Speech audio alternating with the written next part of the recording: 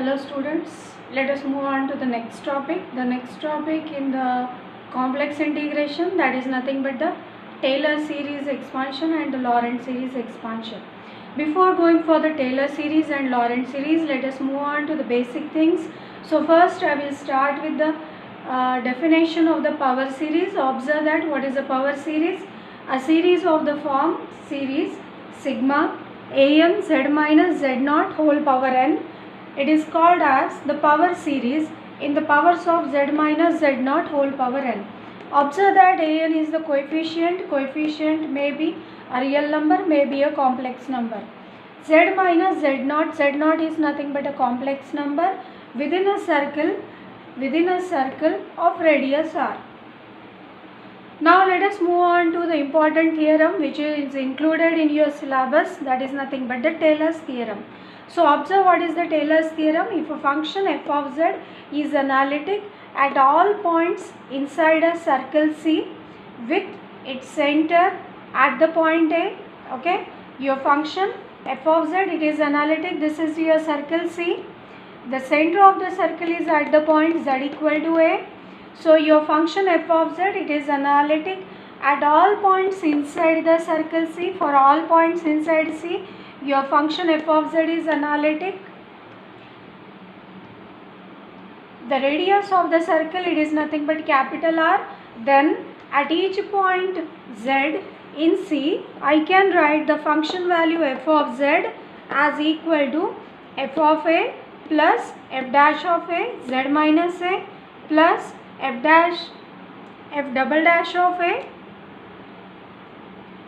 divided by 2 factorial z minus a whole square plus f triple dash of a divided by 3 factorial z minus a whole cube, plus this will be going on infinity. Observe that every time I am writing the function in the powers of z minus a whole square, z minus a whole cube. Whereas here if you observe the coefficient, it is the derivative value f dash of a, f double dash of a by 2 factorial, f triple dash of a by 3 factorial. So this I can write in the manner f of z is equal to sigma nth derivative at a by n factorial into z minus a whole power n, where n is varying from 0 to infinity.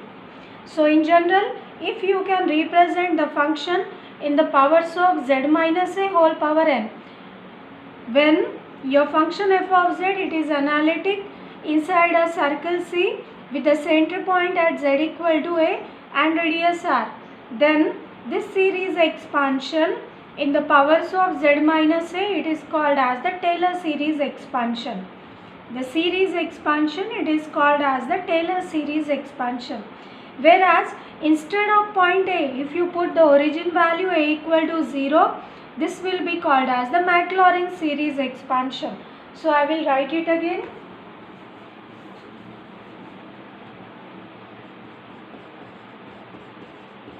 Maclaurin's series expansion.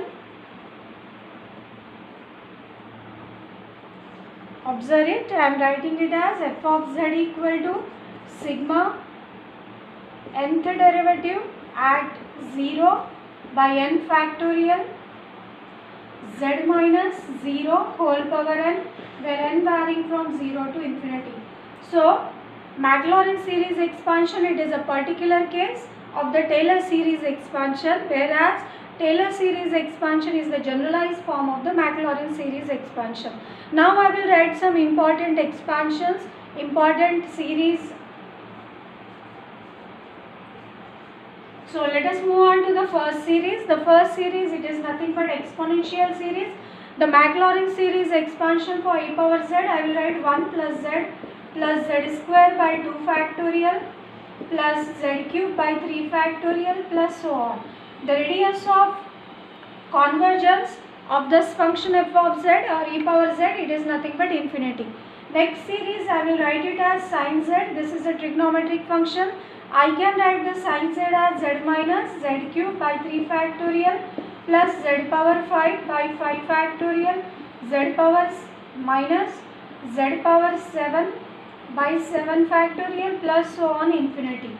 In the same manner, I can write cos z, the radius of convergence of sin z, it is also r equal to infinity, whereas cos z is 1 minus z square by 2 factorial plus z power 4 by 4 factorial minus z power 6 by 6 factorial plus so on. Again for this function, radius of convergence is infinity.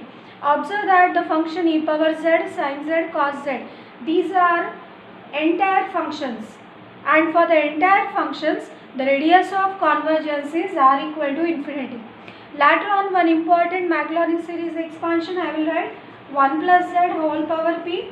It is nothing but 1 plus pz plus p minus 1 z square by 2 factorial p minus 1 p minus 2 z cube by 3 factorial plus so on up to infinity.